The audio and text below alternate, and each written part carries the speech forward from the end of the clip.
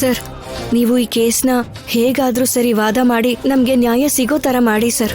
ನಮ್ಮ ಅಪ್ಪನ ಬಗ್ಗೆ ನಿಮ್ಗೆ ಚೆನ್ನಾಗಿ ಗೊತ್ತು. ತುಂಬಾ ಸಮಯದಿಂದನೇ ನಿಮ್ಗೆ ಪರಿಚಯ ಇದೆ. ಅವ್ರು ಯಾವ್ದೇ ಕೆಲಸ ಮಾಡಿದ್ರು ಅದರಿಂದ ಊರವ್ರಿಗೆ ಒಳ್ಳೇದಾಗ್ಬೇಕು ಅಂತ ಬಯಸ್ತಾರೆ. ಆ ಅನಘಾದೇವಿ ಅನ್ಯಾಯವಾಗಿ ಹೊಲನ ಬರ್ಸ್ಕೊಂಡು ಅಪ್ಪನೇ ಬರ್ದಿದ್ದು ಅಂತ ತಪ್ಪಾಗಿ ತೋರ್ಸ್ಕೊತಾ ಇದ್ದಾಳೆ. ನಾವ್ ಈ ಸತ್ಯನ ನಿರೂಪಿಸ್ಬೇಕು ಅಂತ ತುಂಬಾ ಸಲ ಪ್ರಯತ್ನ ಕೂಡ ಪಟ್ವಿ. ಆದ್ರೆ ಆ ಡಾಕ್ಯುಮೆಂಟ್ಸ್ ಒರಿಜಿನಲ್ ಆಗಿರೋದ್ರಿಂದ ಅಪ್ಪನೇ ಅದನ್ನ ಬರ್ದಿರೋದು ಅಂತ ಎಲ್ಲರೂ ನಂಬ್ತಾ ಇದ್ದಾರೆ.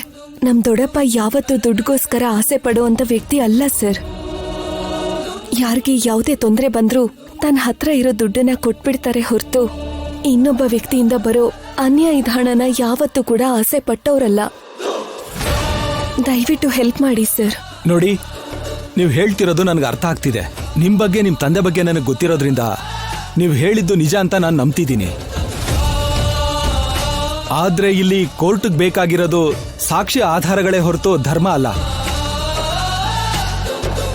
ಅವ್ರು ತೋರಿಸ್ತಿರೋ ಡಾಕ್ಯುಮೆಂಟ್ಸ್ ಎಲ್ಲ MRO ಆಫೀಸಲ್ಲಿ ಚೆಕ್ ಮಾಡಿದ್ರು ಕೂಡ ಅವೆಲ್ಲ ಕರೆಕ್ಟಾಗಿ ಮ್ಯಾಚ್ ಆಗ್ತಿದೆ.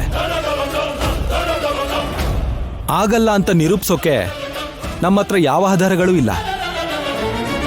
ಆದ್ರೂ ಸರಿ, ನಾವು ಖಚಿತವಾಗಿ ಈ ವಿಷಯದಲ್ಲಿ ನಾವು ಅವ್ರ ಜೊತೆ ಫೈಟ್ ಮಾಡಿದ್ರೆ ಇದನ್ನ ಡಮ್ಮಿ ಕೇಸ್ ಅಂತ ಪರಿಗಣಿಸ್ತಾರೆ.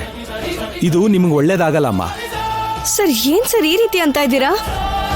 ಒಬ್ರು ಸೀನಿಯರ್ ಲಾಯರ್ ಆಗಿ ನಿಜ ಗೊತ್ತಿದ್ರು ಕೂಡ ಆ ನಿಜಾನ ಎಲ್ರ ಮುಂದೆ ಬಯಲ್ ಮಾಡೋದಕ್ಕೆ ನೀವ್ ಯಾಕೆ ಸರ್ ಪ್ರಯತ್ನನೇ ಪಡಕ್ ಹೋಗ್ತಾ ಇಲ್ಲ? ಆ ಅನಘಾದೇವಿ ಮುಂದೆ ಪೊಲೀಸು, ಕೋರ್ಟು, ಕಚೇರಿ ಅಂತ ಯಾಕೆ ಎಲ್ರು ಹೀಗೆ ತಲೆ ಬಗ್ಗಿಸ್ತಾ ಇದ್ದಾರೆ? ಸರ್, ನೀವ್ ಏನ್ ಮಾಡ್ತಿರೋ ನನಗೆ ಗೊತ್ತಿಲ್ಲ ಸರ್. ದಯವಿಟ್ಟು ನಮ್ಗೆ ನ್ಯಾಯ ಕೊಡ್ಸಿ. ಆ ಹೊಲದಲ್ಲಿ ದೇವಸ್ಥಾನ ಕಟ್ಟಿಸ್ತೀವಿ ಅಂತ ಅಪ್ಪಂಗೆ ಮಾತು ಕೊಟ್ಟಿದೀವಿ. ಸಮಾಧಾನ ಮಾಡ್ಕೋ, ಇಮೋಷನಲ್ ಆಗ್ಬೇಡ ರಾಜಿ. ನಾನು ಅರ್ಥ ಮಾಡ್ಕೋಬಲ್ಲೆ. ಒಬ್ಬ ತಂದೆನ, ಆತನ್ನ ದೇವ್ರು ಅಂತ ಭಾವಿಸೋ ಊರಲ್ಲೇ ಅವಮಾನ ನಡೆದಿದೆ ಅಂದ್ರೆ ಯಾವ ಮಗಳಾದ್ರೂ ಈ ರೀತಿನೇ ಮಾತಾಡೋದು. ನಾನು ಒಬ್ಬ ತಂದೆನೇ ಅಲ್ವಾ? ಆದ್ರೆ ನಾನೊಬ್ಬ ಲಾಯರು ಅನ್ನೋ ವಿಷಯನ ನೀವು ಮರಿಬೇಡಿ.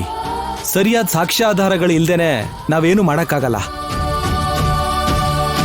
ಪ್ರಸ್ತುತ ಈ ಕೇಸಲ್ಲಿ ಅನಘಾದೇವಿಯವರು ಗೆಲ್ಲಬಹುದು ಅಷ್ಟೇ.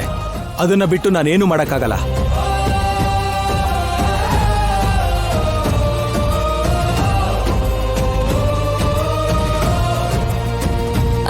ರಾಜಿ, ಇವಾಗ ಏನ್ ಮಾಡೋದು?